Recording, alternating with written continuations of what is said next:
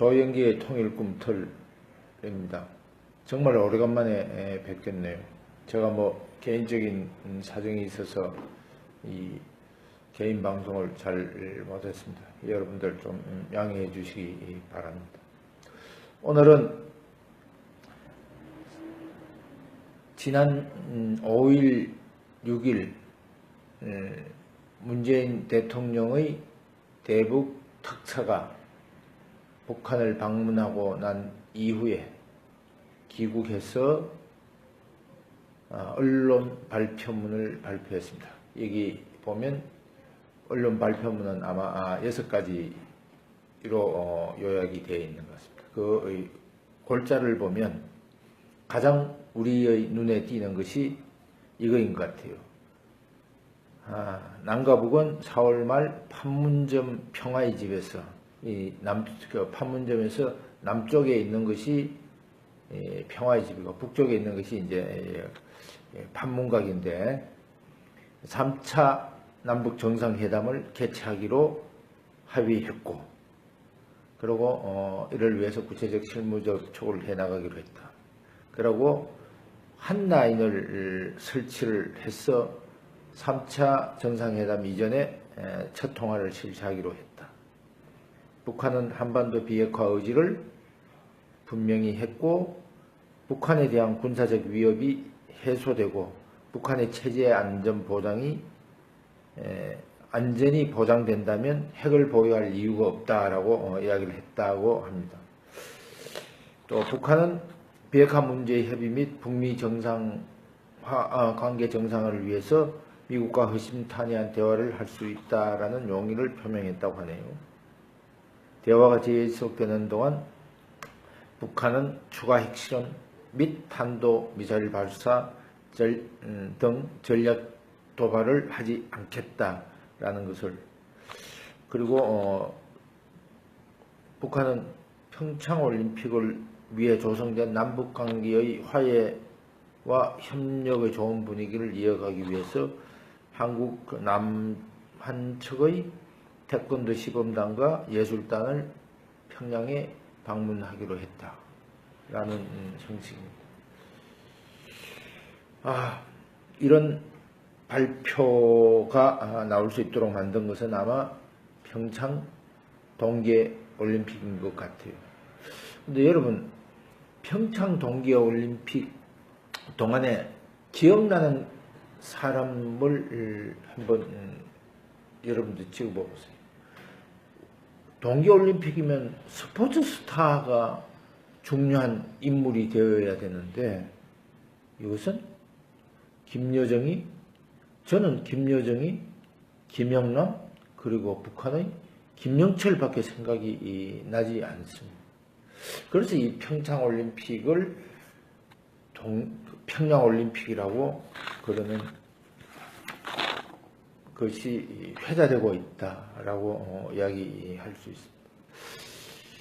평창 동계올림픽이 있기 한 달 전에 김정은은 북한에서 신년사를 발표를 했습니다. 매년 이제 할아버지의 흉년을 내서 노동당사에서 신년사를 발표를 했는데, 그 신년사에서 제기한 것이 한국하고는 거래를 소통을 하고 미국하고는 소통을 중단하겠다라는 통남북미의 카드를 제시했고, 그 제시 결과가 제가 조금 전에 말씀드린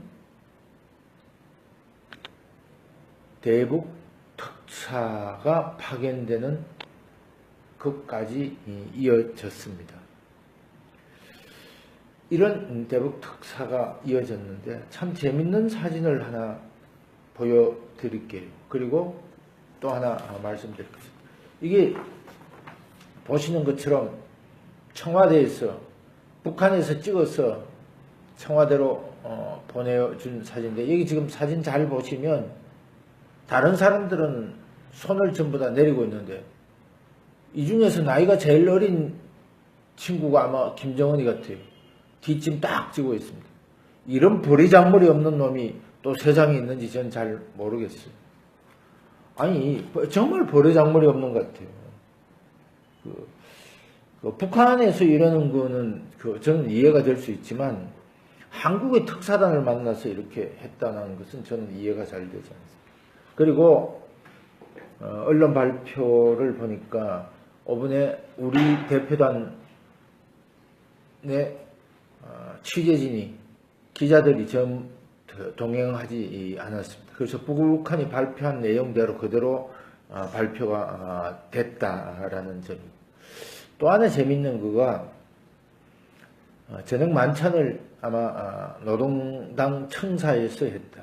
그래서 한국에서는 노동당 청사에서 한 거가 아마 한국 사람들에게는 처음 개방하는 것이다. 그래서 북한이 대화 의지를 굉장히 많이 보였다라고 이렇게 평가를 하고 있는 것 같습니다. 근데 저는 좀 다르게 평가를 합니다. 이 노동당사라는 거가 북한 정치의 중심입니다.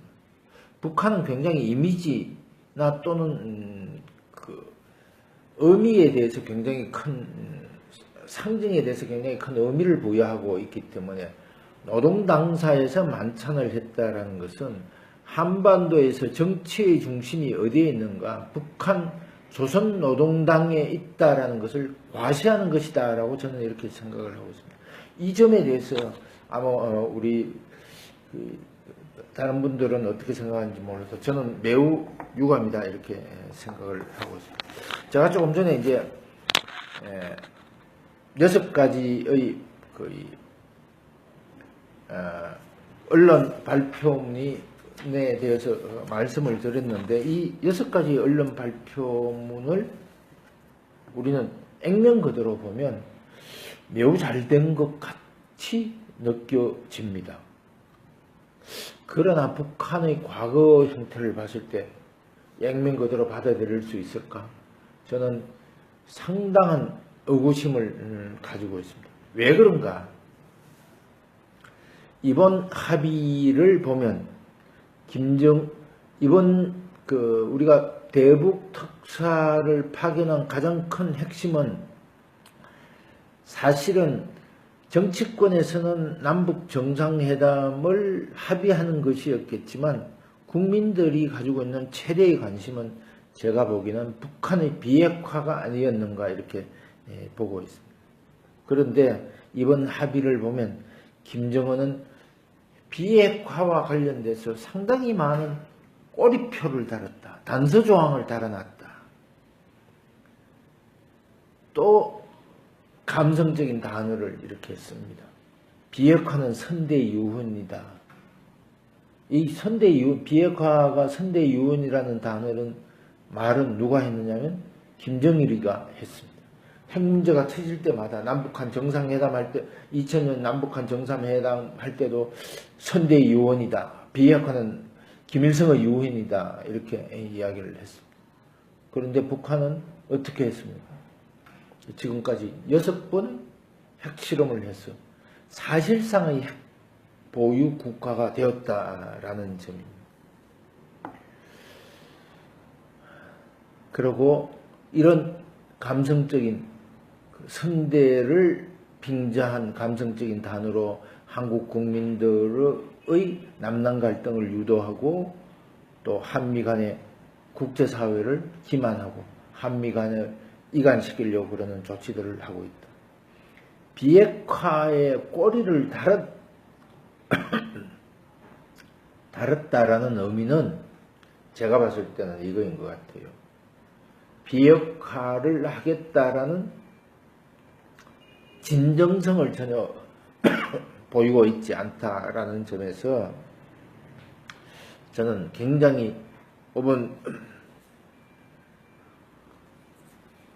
언론 보도문의 발표가 위험하다라고 이렇게 평가하고 있습니다. 여러분들이 잘 알고 계신 것처럼 1990년대에 90년 초반에 북한의 핵개발 의혹이라는 그가 불거졌을 때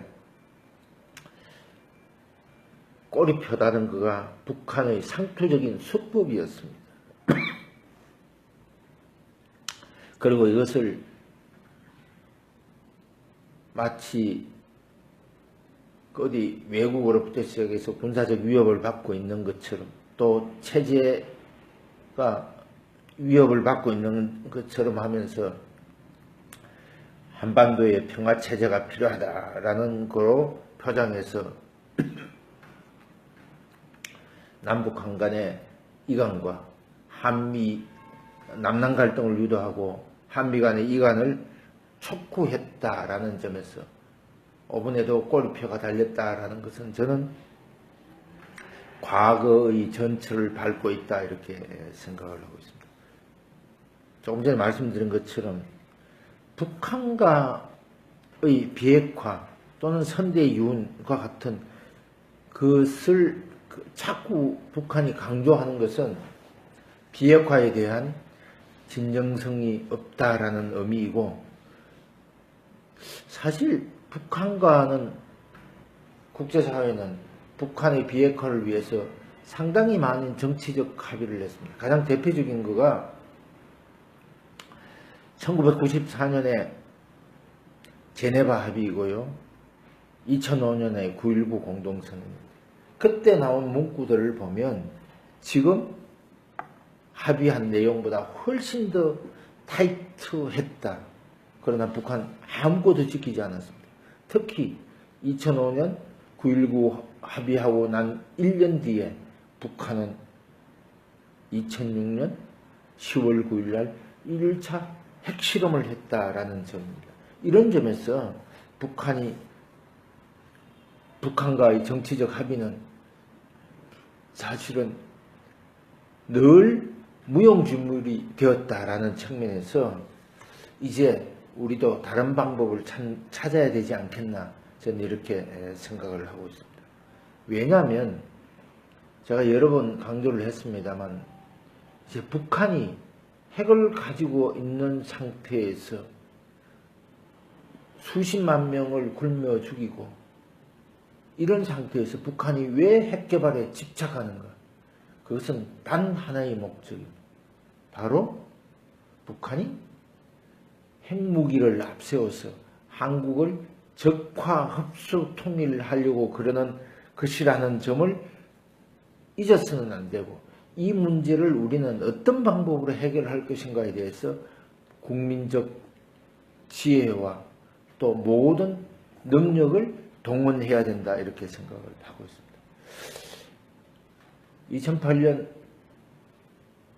김정은이가 새해 벽두에 신년사라는 것을 발표했는데, 그 신년사는 두 가지 중요한 콘텐츠를 가지고 있습니다. 하나는 국가 핵무력 완성이고 또 하나는 통남 복미. 조금 전에 말씀드린 것처럼 한국과 소통하고 미국과는 대화하지 않는다라는. 이 김정은의 신년사는 이렇게 의미를 축소해서 이야기할 수 있을 것 같습니다. 바로 핵이 있는 상태에서 남북 대화를 추구하겠다는 것이다. 이런 핵이 있는 상태에서의 남북 대화는 사실은 우리가 평창 동계올림픽 기간 동안에 김여정이가 방문하고 김영철이가 방남하면서도 확인이 되었고, 사실은 더 큰 문제는 북한은 김정은이가 2011년 집권하고 난 이후에 2013년 북한 헌법에 핵무장, 핵보유국가라는 것을 명시했고, 또 노동당 강령에도 핵보유국가라는 것을 명시했다라는 점에서 대화를 가지고 북한 핵 문제를 해결한다라는 것은 저는 산에 가서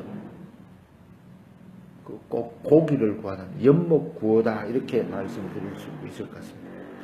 그런데 여기서 저희들 하나 꼭 생각해야 될 것이, 왜 북한이 통남복미 카드를 이 시점에서 한국 정부에 제안했을까? 여러분들 알고 계신 것처럼 지난해에는 북한이 계속 지속적으로 국제사회를 향해서 도발을 했는데 갑자기 도발을 멈추었다. 그것은 바로 통남복미를 제안한 배경은 북한이 그만큼 도발에 대한 대가가 북한 경제에 굉장히 큰 위협적인 요소로 다가왔기 때문이고 앞으로도 이 위협적인 요소가 더 크게 나타날 것이다. 그래서 북한에서는 북한 주민들 사이에서는 이제 제2의 고난의 행군이 오는 것이 아닌가라는 우려가 확산되고 있다고 합니다. 따라서 우리는 이 북한이 제안한 통남북미의 이 카드를 사실은 저는 이렇게 활용했으면 좋겠다라는 생각을 늘 가지고 있었습니다. 바로 북한의 근원적 변화, 핵폐기하고 북한이 국제사회의 규범을 지키는 정상화의 길로 들어갈 수 있는 중요한 수단으로 활용했으면 좋겠다. 그래서 그거로 활용하는 것이 통남북미의 카드를 북한의 근원적 변화를 위한 우리의 수단 또는 무기로 활용했으면 좋겠다라는 것인데, 그런데 현 정부는 북한의 어려움을 우리가 해소해 주려고 그렇게 하고 있다. 바로 이것은 북한이 근원적 변화를 하지 않고 핵무력을 훨씬 더 진화시키고 강화시키려고 그러는 길로 나아가는 것을 우리가 도와주고 있는 셈이 된다. 이런 측면에서 저는 우리가 지향해야 될 목표하고는 다른 목표로 가고 있는 것이다 라고 이렇게 이야기할 수 있습니다. 여러분들 알고 계신 것처럼 김정은이 지금 가지고 있는 버팀목은 핵이라고 생각됩니다. 그런데 또 하나 우리가 알고 있는 것은 북한은 대화로 핵 문제를 풀 수 없다. 그것은 지난 25년 동안의 역사가 우리에게 이야기하는 것이다. 그래서 이제 보통 그 근원적 변화가 일어나는 것은 경제 위기가 심화돼서 주민의 불만이 높아지고 또 지도자의 권위가 상실되는 상태에서 근원적 변화가 일어나더라. 그래서 우리는 이 북한의 근원적 변화가 일어날 수 있는 상황으로 만들어야 된다. 특히 조금 전에 말씀드린 것처럼 북한의 경제가 지금 제2의 고난의 행군으로 가려고 그런다. 이 시점이 저는 사실은 혹이라고 생각됩니다. 그런데 우리는 이 호기를, 기회를, 중요한 수단을, 중요한 무기를 스스로 버렸다라는 측면에서 정말로 안타깝다.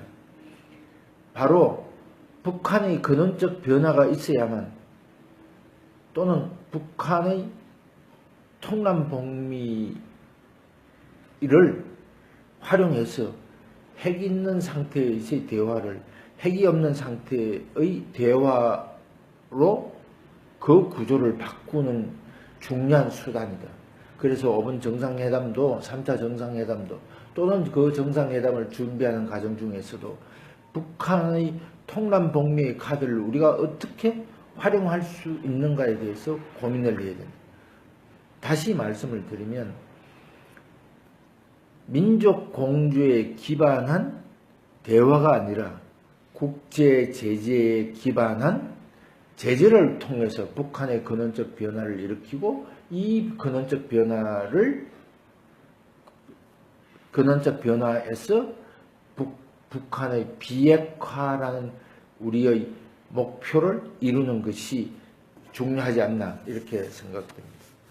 오늘 제가 말씀드린 것은 이제 4월 말에 남북 정상회담이 열린다니까 남북 정상회담의 목표는 북한의 경제적 지원을 해주는 것이 아니라 북한의 비핵화라는 이 목표를 향해서 우리의 모든 정책적 지혜, 정책 능력을 집중시켰으면 좋겠다라는 것입니다. 오늘 오래간만에 말씀을 드렸습니다만 다음부터는 가능하면 일주일에 한 2번 정도씩 5번 주부터는 가능하면 일주일에 한 2번 정도씩 그 1인 방송을 하도록 하겠습니다. 감사합니다. 다음 기회에 뵙겠습니다.